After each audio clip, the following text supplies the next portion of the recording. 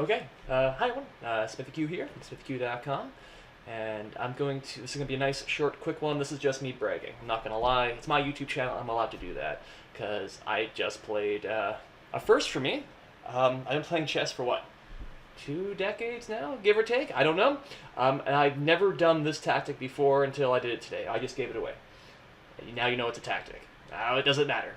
If you look at this position, just think about, what might happen.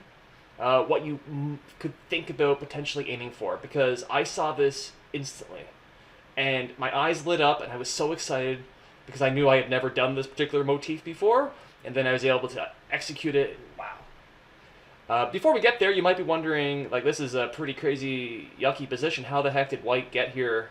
Because I am white, spoiler alert. So if you just back up, this was actually not so much a mouse slip, I guess it was a pre-move.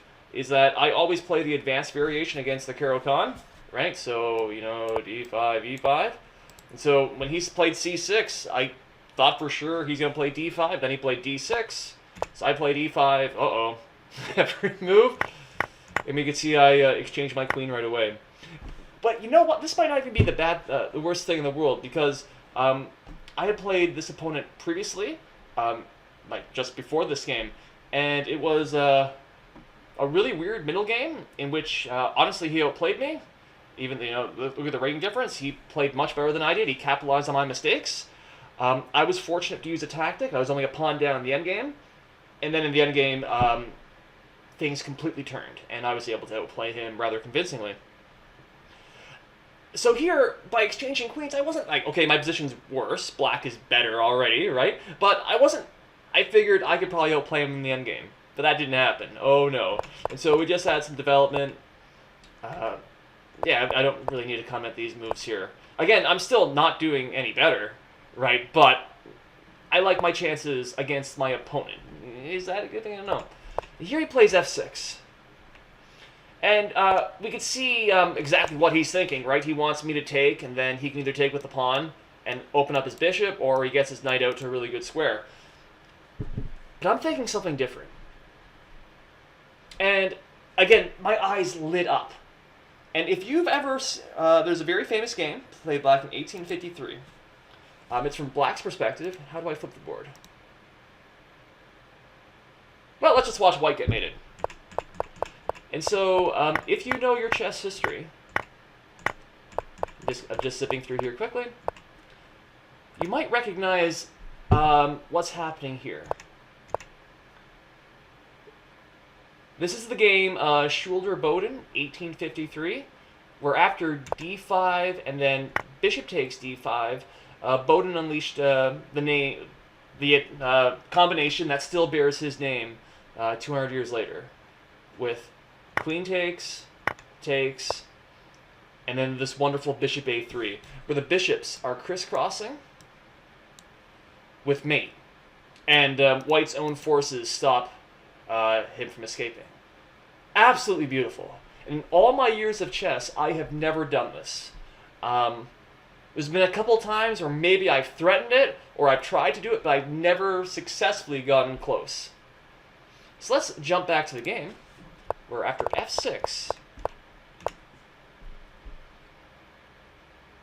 so clearly this pawn's going to move, right? You're either going to take or it's going to move forward. And that means the bishop is staring down. If I could get rid of this pawn, that's half the checkmate right there. All I need to do then is get rid of that square. So there's a lot there, but look what my next, so that kind of looks, like nothing. But look, knight d4, hitting the bishop. Where does the bishop go? Okay, he retreats there. Now, look, we have something to take on c6. And then the bishop would come in. I just need to get rid of this square. So I play e6. And e6 is still a great move, right? Look, now it's completely paralyzed his king side. In some of my previous videos, I believe it's called My Favorite Game, or Smithy's Favorite Game, or Smithy's Best Game, whatever, something similar happens with this type of pawn structure. I'm able to plomp a knight there. And true, putting the knight here is probably the best move. Like the rook would have to stay on the back rank, and like, look, he's completely paralyzed, and this is yuck. And then I can finish my development, and I don't know what he's ever gonna do. But it doesn't give you a chance to win a couple of moves. By playing e6, look, the pawn is taking care of that, the bishop is wide open, and we're threatening this mate. Now, I'm not sure if my opponent knew that, or if he just played c5 to kick my knight away. But even though there's not a pawn there, I can still play knight to c6. And in the game, my opponent, I don't know, thank you, he took bishop a6, bango, Boden's mate. Slightly different, because instead of a knight, it's my pawn taking away this, but otherwise the exact same thing, right?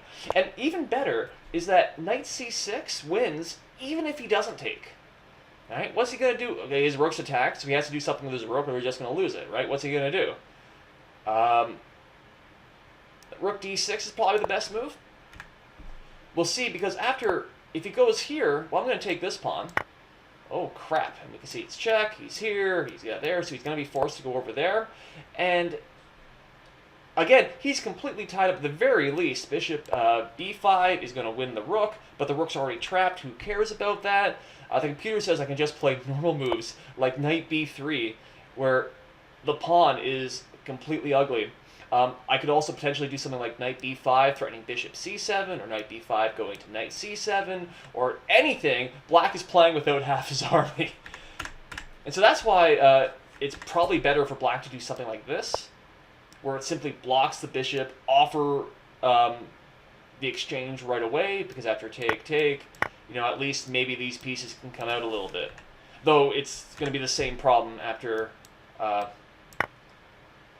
knight takes. If he goes here, the rook is pinned, so I don't need to take it at any point. And if he doesn't go here, again, I can take it at any point, or I can do other moves. Not that move, sorry. Something like this. And again, white is dominating. And so, Boden's mate or not, one of the finest combinations. I can cross this one off my bucket list. Yay. Yeah.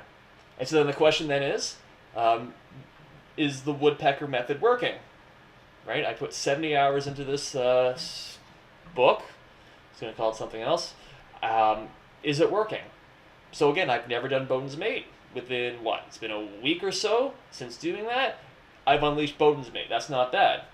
On the other hand, I played, 70 or so games, and my rating is the exact same. And in fact, most of the time, my rating has been lower. Down closer to 1900s, then I get it right back up to where it used to be, then it plummets down. So, hard to say. At the same time, though, this is not about the woodpecker method. This is about Boden's mate and Smithy's first ever unleashing of it. So, I'm darn happy. I'm not sure if there's anything to learn from this. But it is nice that, again, I was able to see the motifs of this right here. With the knight d4, take c6, it's all right there. And we just need to calculate to make sure it worked. And it did, and I'm awesome. And this is awesome, and chess is awesome. And, winning by fancy tactics sure feels darn good. Alright, so that's it. No real deep lessons here, just me bragging. I'm allowed to do that, it's my YouTube channel. Alright, that's it. Thanks for watching.